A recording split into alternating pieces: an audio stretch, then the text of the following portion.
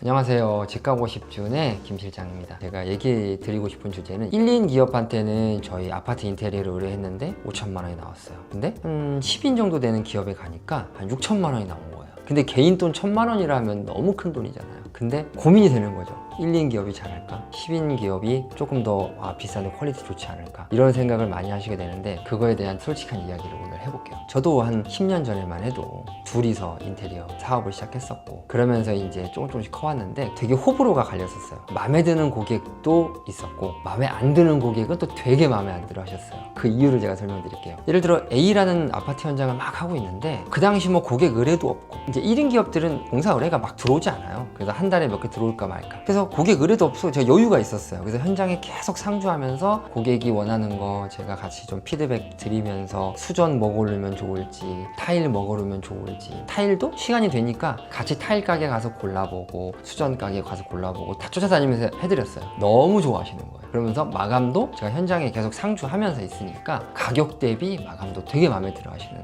경우가 되게 많았고 근데 이제 저도 이제 생각해서 제가 이제 참 잘못된 점은 제가 A라는 현장을 할 때 결국 저도 다음 현장을 해야 되잖아요. 생업이다 보니까 돈을 벌어야 되니까 그래서 의뢰가 들어오면 고객이 뭐 한 분 의뢰 들어올 때도 있고 두 분, 세 분 들어올 때도 있어요. 왜냐면 어떤 걸 저 수주할지 모르니까 들어오면 다 응대를 하려고 해요. 그러다 보니까 고객을 만나러 가야 되고 견적 줘야 되고 그다음에 뭐 설계도 간단하게 해드려야 되고 그러다 보니까 자꾸 제가 현장에서 빠지게 되는 거죠. 결국에는 처음에는 그래 뭐 이 정도는 괜찮겠지 했는데 한 두세 분의 고객을 만나다 보니까 점점 미팅 횟수가 많아지면서 제가 현장에 신경을 못 쓰게 되는 거예요. 그러면서 마무리 때 돼서 다시 인건비를 들여서 이제 좀 이상한 부분을 다시 보수한다거나 혹은 95%의 품질을 낼 수 있는데 90%만 내고 어느 정도 좀 얼버무리면서 넘어갔던 경험도 많이 있어요. 뭐 고객이 착한 고객분들은 그냥 넘어갔었고 조금 까다로우신 고객분들은 컴플레인을 하셨고 결국 마무리는 해드렸지만 결국 서로 좀 기분이 상했던 경험도 많이 있어요. 그런 거 보면서 이렇게 뭔가 나랑 같이 할 수 있는 사람들이 조금 있었으면 좋겠다 해서 하나 둘씩 이렇게 늘리기 시작을 한 거죠. 그게 10년이란 그 이상의 시간이 넘으면서 지금은 이제 조금 직원들과 같이 일을 하고 있는데 그랬던 기억이 있었어요. 근데 뭐 반대로 사실 뭐 만족하시는 분들 너무 많았죠.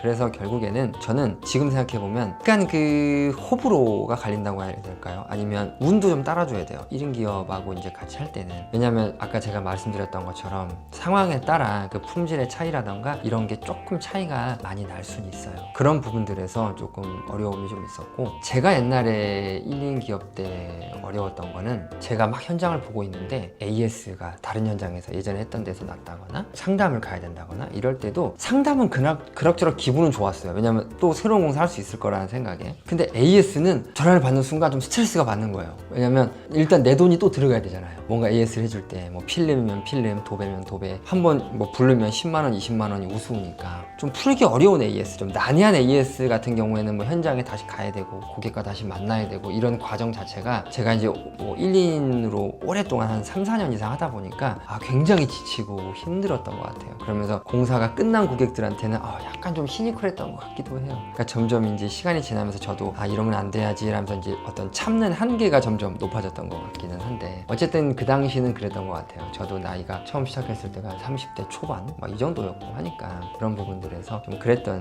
기억이 있죠. 근데 뭐 1인 기업의 안 좋은 점만 얘기했지만 사실 큰 기업도 안 좋은 경우도 있어요. 일단 내가 큰 돈을 주고 맡겼는데 담당자가 막 나눠져 있다 보니까 자꾸 책임을 전가하는 거죠. 뭐 디자이너, 시공 혹은 뭐 처음 미팅했던 실장까지 이렇게 해서 뭔가 전문적이어 보이긴 하지만 그런 책임 전가에 대해서 조금 애매하다. 왜냐면 나는 1인 기업에 비해 비싼 돈을 줬으니 그 품질에 대해서 조금 더 기대를 할 수 있는데 뭐 이런 경우도 좀 있었죠. 그래서 전체적으로 저는 이제 1인 기업과 조금 뭐 10인 기업이라고 얘기하면 그런 기업들 간의 어떤 가격 차이, 인프라 차이가 있다고는 하지만 결국 1인 기업들이 가질 수 있는 이 가격적인 메리트는 사실 크다고 생각을 해요. 누구나 아파트 인테리어를 막 멋있게 꾸미진 않죠. 어느 정도 무난하게 그냥만 해도 괜찮아 라는 분도 있고 내 라이프 생활에 있어서 아파트 인테리어는 거의 나의 휴식과 취향과 정말 중요해 라고 하면 그때는 어느 정도 좀 디자인적으로나 이런 기업들한테 맡기는